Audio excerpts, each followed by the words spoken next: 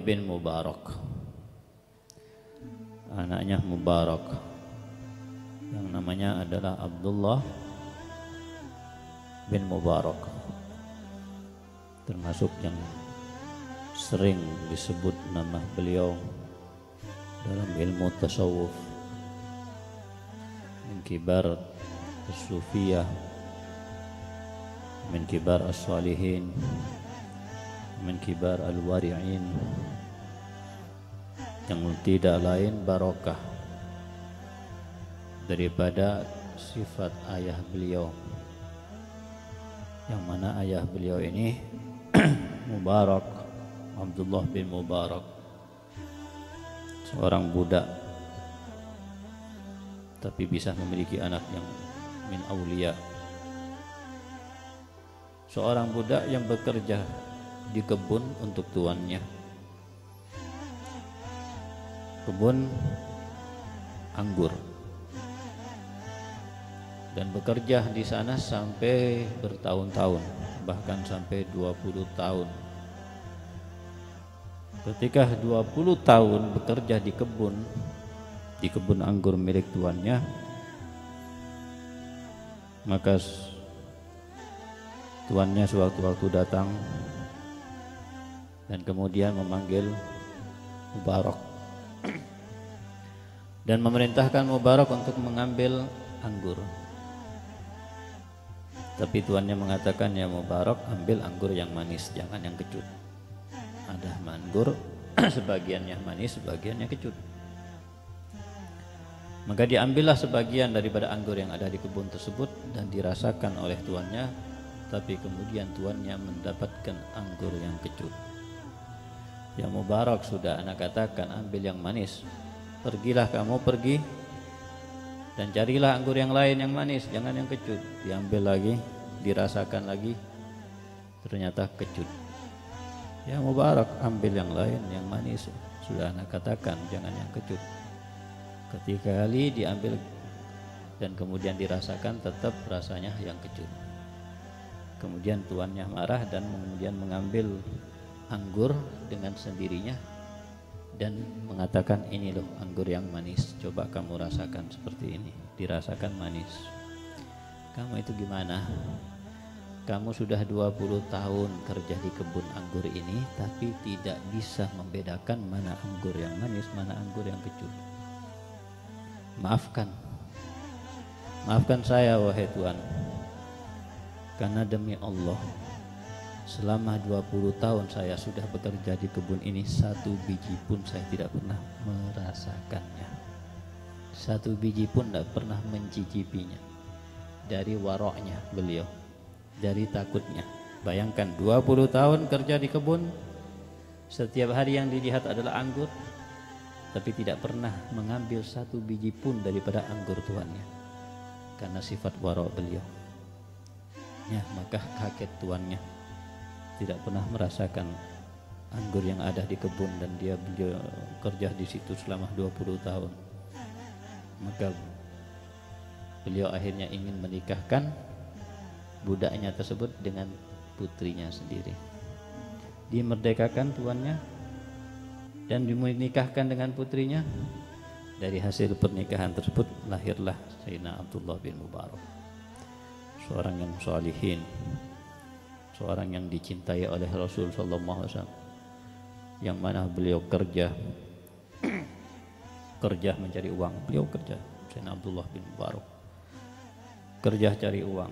Hasil daripada uangnya sebagian besarnya beliau gunakan untuk jihad 1 tahun, dan untuk jihad 1 tahun, dan untuk melaksanakan ibadah haji 1 tahun. Jadi tahun ini jihad, tahun berikutnya haji, tahun ini jihad, tahun berikutnya haji, dan begitu terus. Dan butuh fulus, haji butuh uang, jihad butuh uang, beliau kerja, beliau gunakan untuk itu.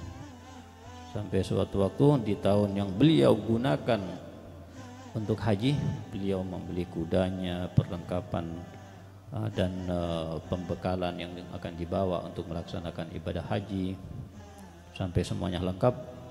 Berjalannya Sayyidina Abdullah bin Mubarak dengan membawa bekal uang yang di bawahnya juga.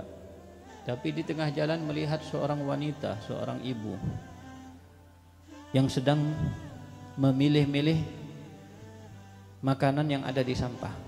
Ternyata didekati, ternyata yang diambil adalah bangkai daripada ayam yang sudah dibuang di tempat sampah, dipilih-pilih dagingnya untuk dimakan padahal sudah mati. Maka kemudian ditegur oleh Sayyidina Abdullah bin Mubarak, fulanah, itu bangkai dan itu haram untuk dimakan, belum lagi menjijikkan. Kenapa kamu melakukan hal ini? Kemudian si wanita itu mengatakan, iyyaka anni, kamu pergi dariku, kamu tidak mengerti keadaanku. Akhirnya membuat Sayyidina Abdullah bin Mubarak penasaran, kamu ini sebenarnya siapa? Apa keadaan kamu sebenarnya? Maka kemudian beliau, si wanita itu menceritakan, aku ini seorang syarifah, aku ini seorang syarifah keturunan Rasulullah SAW. Jadi aku harus menjaga harga diriku. Aku tidak boleh meminta-minta kepada manusia. Tapi di saat ini aku darurah untuk makan bangkai. Kenapa? Karena suamiku sudah tidak ada lagi, wafat, dan aku punya anak-anak yang masih kecil-kecil yang aku tidak bisa memberikan makan kepada mereka.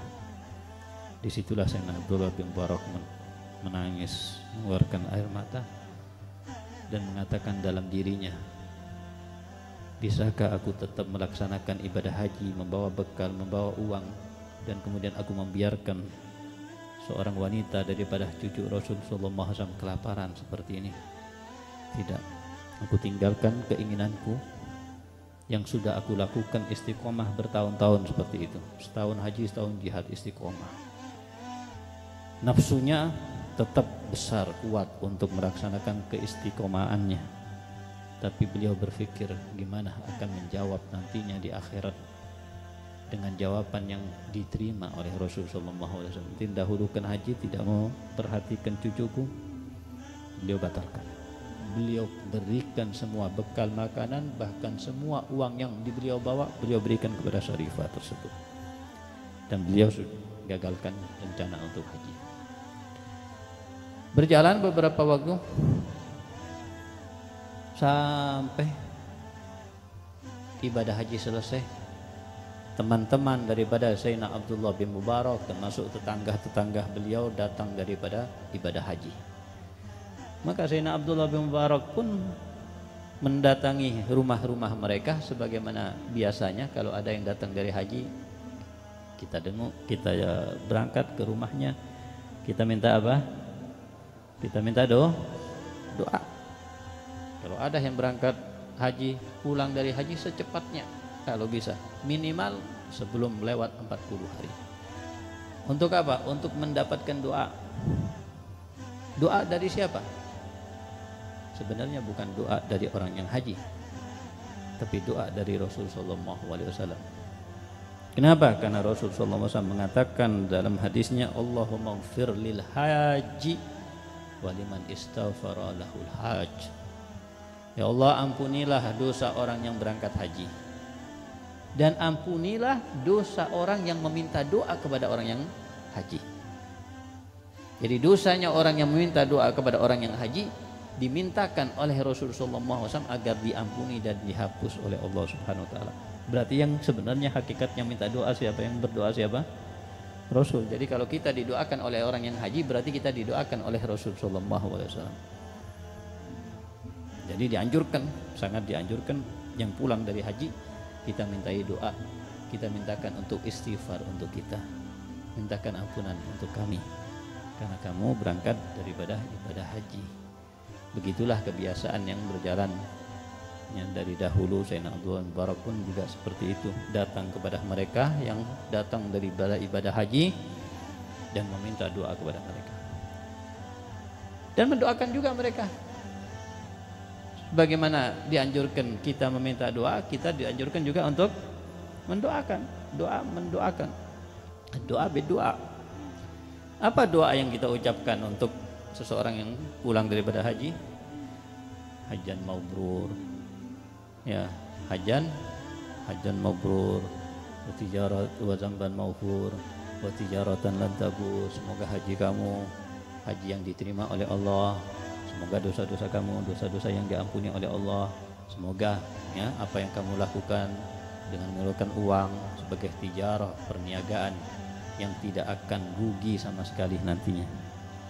Maka setiap kali Sayyidina Abdullah bin Mubarak mengucapkan doa kepada orang yang datang dari haji saat itu, ya, hajan mabrur, sa'yan masykur, wa zamban maghfur, wa tijaratan lan tabur. Maka mereka pun juga mengucapkan doa ini kepada Sayyidina Abdullah bin Mubarak, wa anta kadzalik, hajan mabrur, sa'yan masykur, tijaratan lan tabur. Tapi Sayyidina Abdullah diam-diam aja. Masa didoakan mau protes? Nanti aku doakan Jadi senang aja didoakan. Pergi ke orang lain seperti itu juga, yang berangkat dari didoakan. Sehingga dalam hati, karena banyak yang mendoakan seperti itu, bertanya-tanya, kenapa mereka mengucapkan juga kepada anak seakan-akan anak haji. Maka akhirnya mereka ditanya oleh Sayyidina Abdullah, kenapa mengucapkan doa itu kepada anak seakan-akan doa itu doa diucapkan kepada orang yang datang haji. Loh, bukankah ente haji? Setiap masing-masing mengatakan, bukankah ente haji? Nggak, anak tidak haji. Haji. Nggak, anak tidak haji. Ya Allah, anak duduk sama ente di Arafah, anak ngobrol sama ente di Musdalifah, kita bermalam bersama di Mina. Mereka semuanya mengucapkan gitu. Ini kok aneh ini keadaan seperti ini. Ada yang sesuatu yang aneh ini. Pulang ke rumah, malam itu sudah malam, tidur dalam mimpinya di waktu tidur beliau berjumpa dengan Rasulullah SAW. Wahai Abdullah bin Mubarak, kamu heran dengan apa yang terjadi? Maka janganlah kamu heran. Itu semuanya karena doaku kepada Allah Subhanahu wa taala. Aku memintakan kepada Allah Subhanahu wa taala dan memohonkan kepada Allah Subhanahu wa taala untuk menciptakan malaikat yang menghajikan untuk kamu setiap tahun. Mau kamu haji, kamu tidak haji, tetap akan ada nantinya malaikat yang menyerupai wajah kamu yang setiap tahun haji. Seakan-akan Sayyidina Abdullah bin Mubarak itu haji tiap tahun. Dan aku lakukan itu tidak lain karena perhatian kamu kepada salah satu cucuku, Syarifah, yang kamu berikan makanan kamu, bekal kamu, uang kamu kepada beliau. Ya, itulah siapapun yang berbuat baik kepada anak cucu Nabi Muhammad SAW pasti akan mendapatkan perhatian Nabi Muhammad SAW. Pasti akan diketahui, Nabi tidak akan melalaikan, tidak akan membiarkan, pasti akan diperhatikan, pasti akan dibalas dengan kebaikan yang jauh lebih banyak, tentunya lebih baik. Kalau manusia yang baik aja daripada manusia biasa, manusia baik, kalau ada orang lain berbuat baik kepada anaknya, kepada keluarganya, kepada cucunya, pasti dia akan balas dengan kebaikan juga. Siapapun yang berbuat baik kepada anak-anak, pasti anak akan senang dengannya. Kalau itu manusia biasa, apalagi Nabi SAW, yang Nabi ini tidak akan pernah ada satu orang yang berbuat baik kepada Nabi kemudian tidak membalasnya, tidak pernah. Setiap ada orang beri hadiah, Nabi membalas. Ya, begitulah sifat Nabi Muhammad SAW. Artinya siapapun yang berbuat baik kepada cucu Nabi berarti berbuat baik kepada Nabi, karena itu pasti akan menyenangkan hati Nabi Muhammad SAW, dan pastinya Nabi akan membalas dengan balasan yang sebaik-baiknya. Ada Sayyidina Abdullah bin Mubarak minal wari'in, termasuk ahli wara. Pernah beliau terbang melakukan perjalanan jauh, pergi dari kota ke kota yang jauh, kemudian beliau di saat itu berduduk bersama sahabat beliau untuk murojaah tentang ilmu yang mereka bahas di saat itu. Kemudian setelah tujuan mereka selesai, mereka meringkas barang-barang mereka, diletakkan di tas mereka masing-masing. Kemudian termasuk Sayyidina Abdullah bin Mubarak pulang ke rumah masing-masing, ke kotanya masing-masing. Sampai di kotanya, sampai di rumah masing-masing, Sayyidina Abdullah bin Mubarak membuka tasnya dan kemudian mengeluarkan isinya, ternyata ada pena yang milik sahabatnya yang terikut di tasnya. Langsung besoknya pagi-pagi langsung berangkat pergi ke kota temannya untuk hanya mengembalikan pulpen yang murah di saat itu, sebagai sifat hati-hati warok beliau, tidak ingin menggunakan barang orang lain tanpa izinnya. Sayyidina Abdullah bin Mubarak, suatu waktu Sayyidina Abdullah bin Mubarak menyewa kendaraan, kemudian mau berangkat ke luar kota. Kemudian ada sahabatnya yang mau menitip, ya Abdullah bin Mubarak, ente kan mau pergi ke kota ini? Iya, aku titip ya. Oh jangan, maafkan anak, maafkan.